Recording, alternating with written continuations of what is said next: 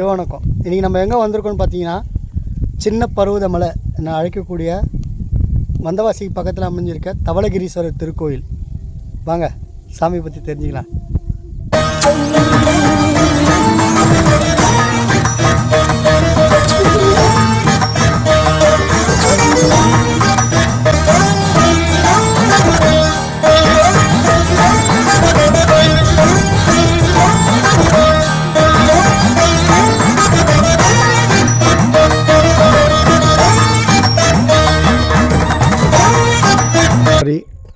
மலை மேலே தான் இருக்கார் தவளகிரீஸ்வரர் திருக்கோயில்.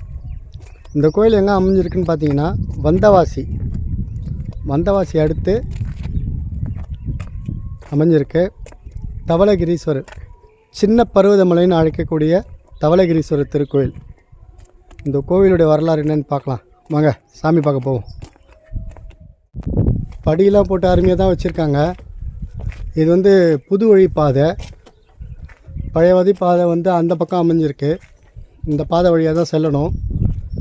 சுமார் ஒரு 2000 வருடத்துக்கு முற்பட்ட கோவில், பல்லவர்களால் கட்டப்பட்ட கோவில்.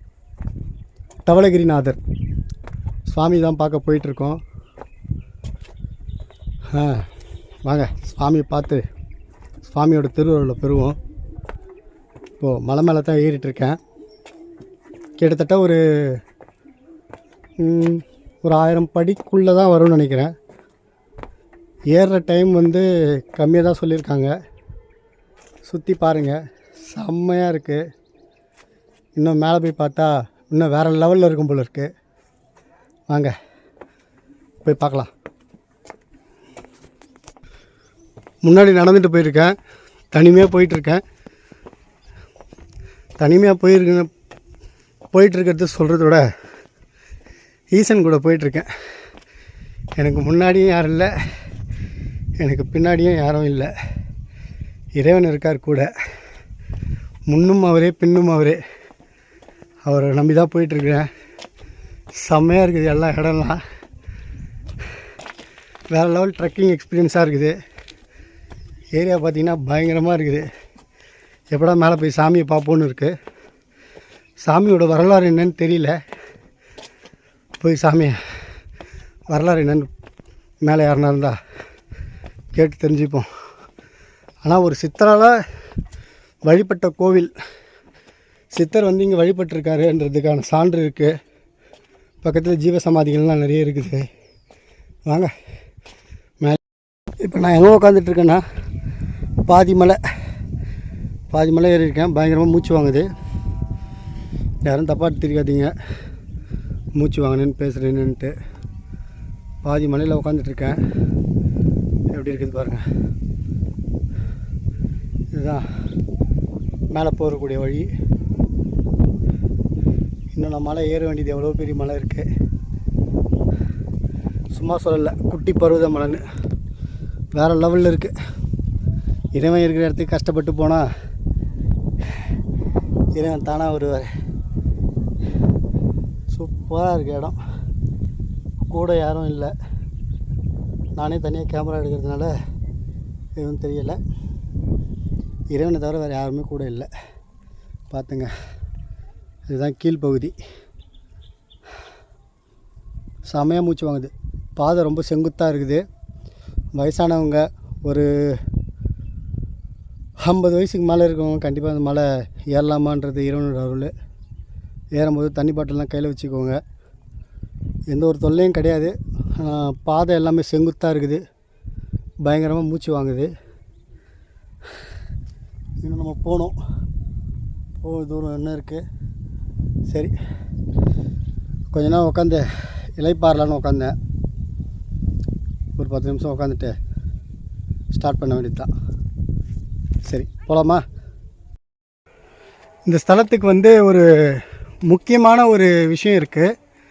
என்னன்னு பார்த்தீங்கன்னா, தவளை சுவாமியை நோக்கி கடும் தவம் புரிஞ்சதுனால சுவாமி இங்கே தவளகிரிநாதராக காட்சி அளிக்கிறாரு. அதே போல்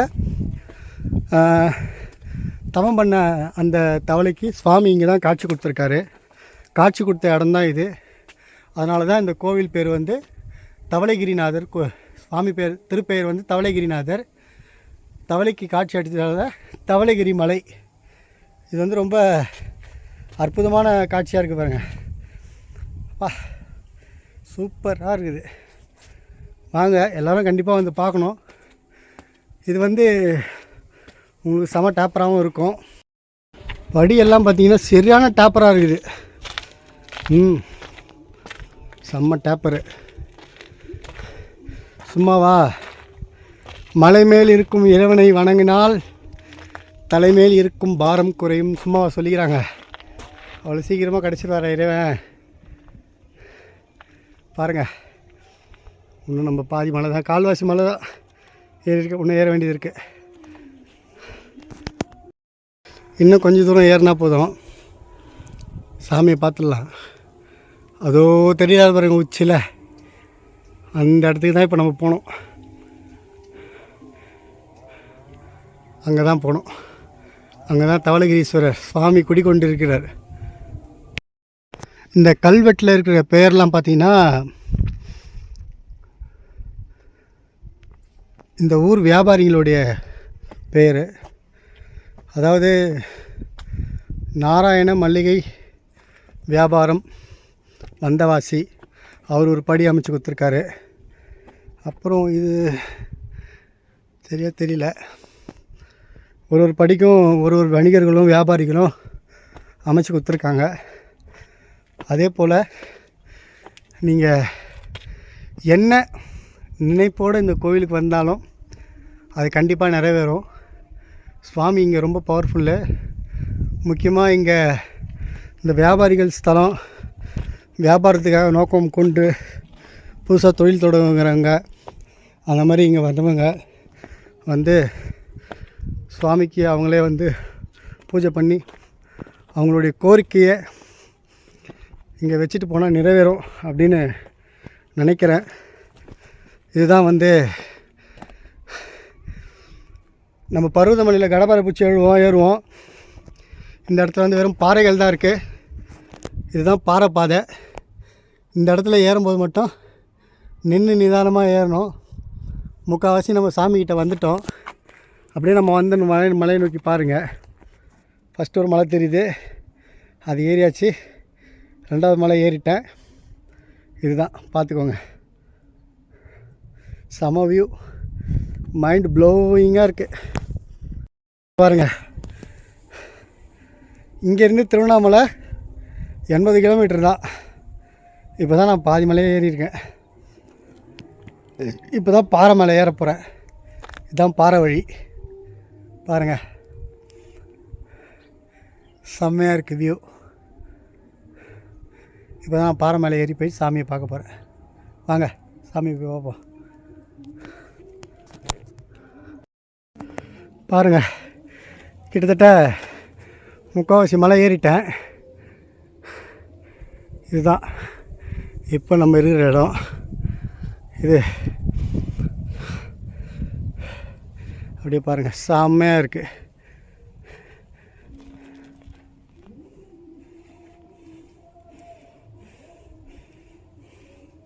கீழே ரோடு தெரியுது பாருங்கள், எவ்வளோ உண்டு, இவ்வளோ பெரிய மலை. இதை என்னையும் ஏற வச்சுட்டாரு. இந்த மலையை வந்து இங்கேருந்து பார்க்கும்போது நந்தி தேவர் மாதிரி இருக்குது, இப்படி பார்க்கும்போது சிங்கம் மாதிரி இருக்குது. அவரை பார்க்கும்போது எனக்கு வந்து ஆஞ்சநேயர் மாதிரி இருக்குது. செமையாக இருக்குது.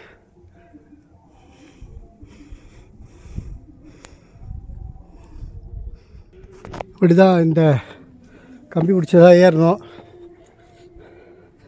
நல்லா தான் இருக்குது. இதுதான் அந்த பாறைக்கு மேலே நம்ம போனோம். சுவாமி கோயில் அங்கே தான் இருக்குது. இந்த இடத்துல இருந்து கோவிலுக்கு போகிற படி இதுதான். இன்னும் கொஞ்சம் தூரத்தில் நம்ம சாமியை பார்க்க போகிறோம். வாங்க, நான் இப்போ ஏறி வந்த பாதை இது தான். இப்படி தான் ஏறணும். செம்ம டேப்பரு. அப்படியே ஏறி வந்தோன்னா கோயிலுடைய என்ட்ரன்ஸ். அந்த காலத்தை ராஜா கட்டியிருக்காங்க போல இருக்கு. இந்த பாறை இடுக்கில் தான் நம்ம ஏறணும். பாருங்கள்,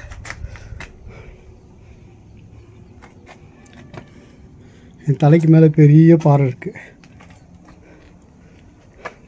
இது வந்து பழைய வழி. அந்த குகை மாதிரி தெரிஞ்சு பார்த்திங்கன்னா, அந்த குகைவில் பூந்து மேலே ஏறணும் அந்த பக்கம் வரவங்க.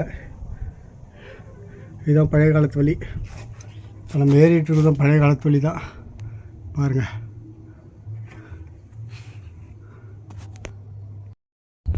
இந்த பாதை வழியாக தான் இப்போ நம்ம வந்தோம். எவ்வளோ தான் கஷ்டப்பட்டாலும் அப்பா வந்து பார்க்குறது தனி ருசி தான். வாங்க சாமி போய் முதல்ல பார்ப்போம்.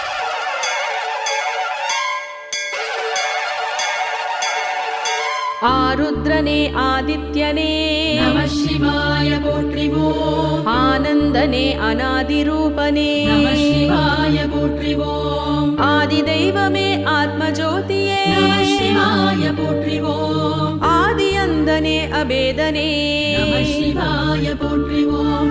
நம சிவாய போற்றிவோம். நம சிவாய போற்றிவோம். நம சிவாய போற்றிவோம். நம சிவாய போற்றிவோம். ஆண்டவனே அருட்கடலே நம சிவாய போற்றிவோம். அன்பின் வடிவே அந்தர்யாமியே நம சிவாய போற்றிவோம். ஆதிரூபனே ஆகமசாரனே நம சிவாய போற்றிவோம். அம்பிகை நாதனே அம்பலவாணனே நம சிவாய போற்றிவோம். நம சிவாய போற்றிவோம். நம்ம பயணம் இறுதியாக நிறைவு பெற்றது. சுவாமியை சந்திச்சாச்சு. நம்ம வந்து பார்த்தப்போ 2 பேர் வந்திருந்தாங்க. அவங்களையும் நம்ம ஷூட் பண்ணுறோம். இப்போ நம்ம கீழே இறங்க